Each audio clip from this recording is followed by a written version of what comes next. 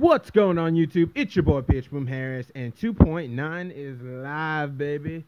We are back with a new update in World of Tanks Blitz that has brought a bunch of new features that are very hinting towards the future of what Wargaming has in store for this mobile game. So before we get into anything super crazy, let's get into pretty much the first thing, which is the patch notes. Patch notes. Patch notes tell us important things that we should know. Patch notes are loading. They got a review of the update in more detail, but I pretty much come to bring you the highlights. And the first highlight is training rooms. That is right. You have now the ability to make your own training room. And just like training rooms in PC, you essentially pick a map. You pick whatever tanks you want. You can put people on this side. You can put people in that side. And they'll do what you want. And you can do anything from racing maps to glitching maps to ramming maps to hide and go seeks, zombies and chasers and runners and all Hellcats and Togs only and shit like that. And it's all fun and games as of now. I haven't seen much clan action, but definitely it's meant for clans to be able to get together, to focus up strategy, to check out certain maps and train on them instead of doing it in live combat exercises where no one can really talk about it as the battle's going on, and to essentially train in a training room and get more familiar with the map instead of always going to the same place because everyone else goes there because you have no idea what the map holds in store on the other side because everyone rushes caves or something. So, excuse me. So definitely training rooms is a good sign. It means MLG content hopefully is coming soon. So, grab your 5 closest clanmates / friends, get your skills up, because hey, we might be going into competitions, kind of like how Vainglory is. So get ready for that. Clan level supply is at 8, so get up there with your clan. Black Goldville was improved, and now I actually have some video of that later. So stay tuned for that, because Black Goldville got really great. It made it much better. Legendary camouflages, things like the Shinobi, the Type 62 Dragon, or the E25 number 1. You notice they have the special camouflage on them that is very distinguishable and is unique to them. Well, now you can take it off. And what that does is not only changes the name of the tank, but it also changes the cosmetics. So, like if you have a Type 62 Dragon, has the nice dragon on it, blah, blah, blah, it was like update 2.7 or 2.6. If you take that dragon camouflage off, which you can now, it now turns into the Type 62. And then, it still performs like a Type 62 Dragon, except now it's not called the Dragon and doesn't look like a dragon. So if you catch someone sleeping, they might actually think you're a Type 60, and you could probably fuck them with it. So, yeah, you might have a bunch of sneaky pay-to-wins out there, so always pay attention to what tanks are what and what they look like. So stay frosty out there. We got some server downtime coming up that has actually already passed. We've got premium bonuses on May 14th through May 15th. Get out there and get a game so you can get your 2 days of premium. And balance improvements. Best thing about this patch, no, they haven't brought chat back, but this is baby steps in that direction. Matchmaking has been adjusted and is now gone to the 1-1 spread like they did 2 months ago back in 2.6. Now, or no, not 2.6, 2.7, 9, 8, 6, 7, yeah. 2.7 or 6, I forgot which. But essentially, for a couple months, they went to a 1-1 format. And if you don't know what the hell I'm talking about, matchmaking in World of Tanks Blitz was essentially a 2-2 format, where essentially if you were a tier 6, you could get matched with tier 5s and 4s, which is 2 below you, and you could get matched with 7s and 8s, which is 2 above you. And that would be bad if you were a tier 4, where you don't have much penetration, but you're good versus your tier. You can maybe take on tier 5s in certain situations. And you get matched up versus like a KV-1S, or you get matched up versus a Churchill 7, which is just nothing but armor, even in the ass, and you can't even penetrate. It's just like, why the fuck am I even here? These maps are small. I'm not really here for scouting like this was like normal World of Tanks. Like, what the fuck?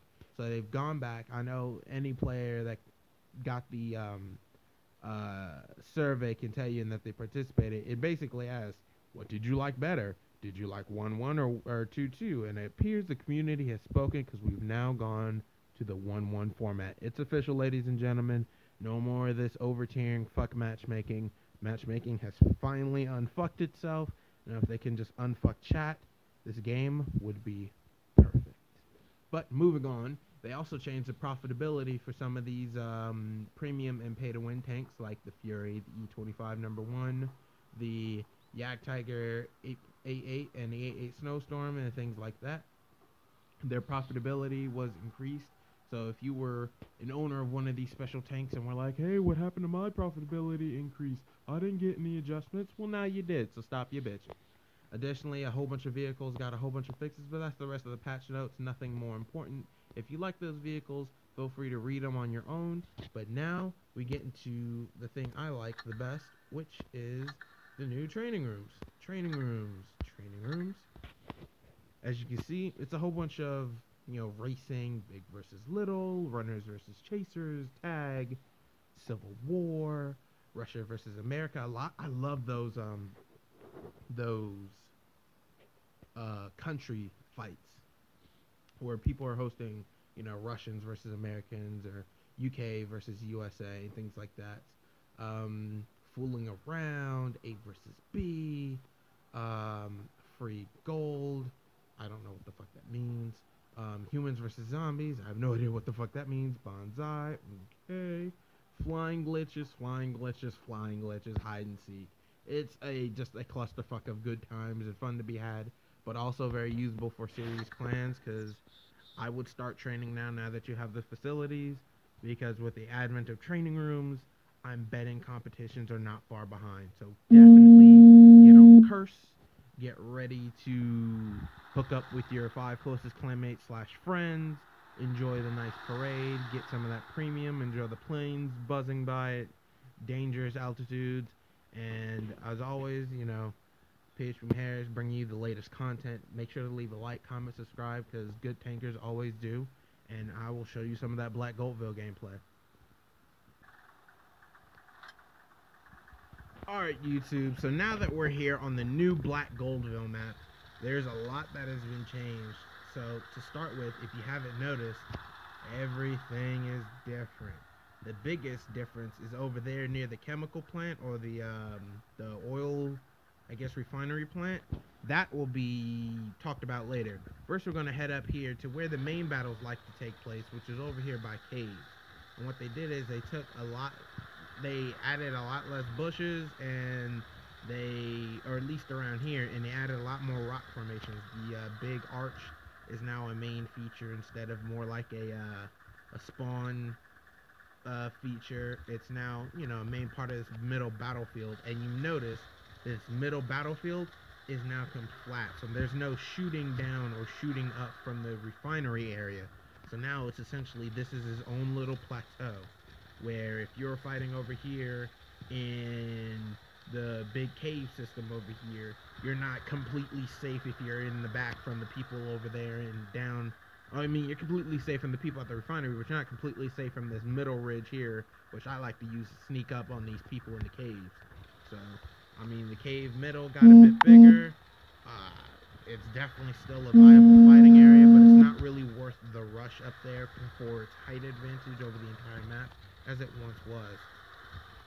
You still got this bigger gap right here. It used to be littered with rocks in a building. That building over there used to be much closer. Now it's more open, so now you can essentially, take big tanks and pull up to it, or take tanks that have Great Depression and aim over down on your enemies. Although the Cromwell doesn't have Great Depression, it's kind of short.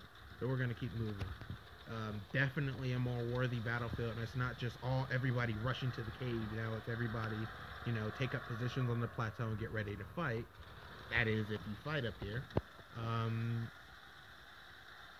Going to the middle, it's now its own little lane here, not really just like the side of the cliff. It's still protected from fire, even though not very much, depending on the size of your tank.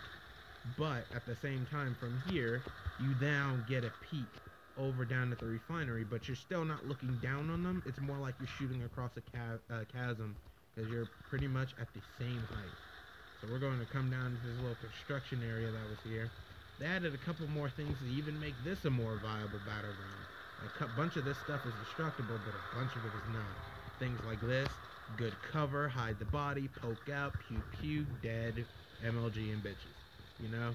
So you can play around down here. This is kind of a secondary plateau, which good fights can happen at, all depending on what your strategy is, which is why these training rooms were built. Let's see what's over here. This chasm now is much deeper. There used to be just like a little dip in the road. Now it's a giant valley almost, where if a tank comes flying across, they could get damaged. Although if I think about it, I think a tank could go flying across there and make that jump. I might have to try that. Pick my fastest tank and go Dukes of Hazzard style. But until then, we're going to continue with the map. Now this is, that huge rock formation now is now also a good firing position, but it also covers spawn over here. The spawn over here isn't much different than it was before, although it's definitely not worth sitting here, because if you're stuck here and you have to run, there's no building immediately here to cover you, because the whole complex has gotten much bigger. So now going through the complex, you can still look over, see, shooting across that big roadway valley. You can come through here, like this tractor still here. And now you're here at these buildings. These buildings provide great cover. You can peek in and out and rush through them, usually while avoiding all hits. This now middle area is more open, so it's kind of dangerous to cross it. It's not cluttered with a whole bunch of buildings, making a nice shooting gallery. Over here is more viable area. This used to be unused, like the map would stop here and you would kind of be forced back into the refinery. The refinery's been expanded, so now this is all usable space. This is all usable space, and this is very enjoyable. You can sneak around this way. You're kind of on a little plateau, so if you get really nice shoot holes, you could even shoot up into caves. Like that's the archway over there, and I'm gonna look at the view over there later. Like what else can I say? They really did it. So as I was saying, this whole place now in the refinery, the buildings over here now make it less about being on the despawn way over there. Now both sides have a good option for approaching and attacking from here, because this side used to have one little rock and some bushes, while the other side had all the buildings. So it was kind of unfair for the attackers on this side. And the refinery is much more balanced, it's much more viable. So instead of it all being rush caves, now there's the cave plateau, the middle plateau. You could rush construction. You could rush the roadway and go down Route 31 here and head to Cap. Cap has now been moved from the middle of the road damn near up on the refinery, so the refinery is definitely going to be a more viable war zone now. And yeah, this whole place looks nice. So for my training room ends, we're going to see if we can do another training room in which we're going to make that jump over there. Alright guys, so I've got my fastest tank, which is, what again? The VK 28.01. So this is my fastest tank. I use this in races. I've won a couple races. I've gotten podiums in a couple races. So we're going to see if we'll be able to jump that nice little chasm over here that I saw earlier while touring the new Black Goldville. If I can imagine in combat, that would be an amazing jump to have to make. Let's see, where's the run up for this jump, and how are we going to approach it so we can approach it with the most speed. I got both fuel consumables on here. It shouldn't be too damaging. I highly doubt I'll make it, but if I hit it at full speed, I might have a chance. Now there's the run up. Okay, so essentially I'm gonna come from here. Yeah, and this is a bit of downhill, so I can definitely get a nice bit of speed on it. Oh yeah, let's do this. Alright, I'm gonna come from cave, swing wide, hit the nitrous coming down that way. We're gonna see what happens. Alright, ready, set, go. Get as much speed as we can. Swing around this corner.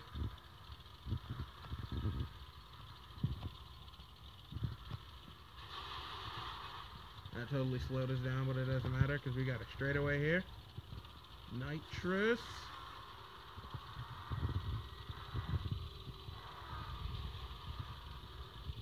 There's the jump. Full speed. And fucking failed. Not even close. I don't think there's a tank that can make that chasm yet. Because that was almost full speed. And it damn near killed me. But, yeah, pretty close. Let's see if we can make it on the other side. We're going to repair everything. Because, I mean, that might not be makeable, but this might. If we can jump from here to that softer landing over there, that might be doable. Let's see. Our run up is going to have to come from this way. We're probably not going to want all this debris in the way. All the sandbags and shit. So, let's go ahead and remove all of that. I'm a big scary tank. Fear me. Alright, cool. So we removed all of that. We got a nice straight run up so we don't have to do any wide turns or anything. So let's see what we can get into. Hopefully we'll be able to make top speed. And we'll go as soon as my nitrous comes back. 4, 3, 2, 1. Go, go, go, go, go. Alright, straight downhill. And nitrous.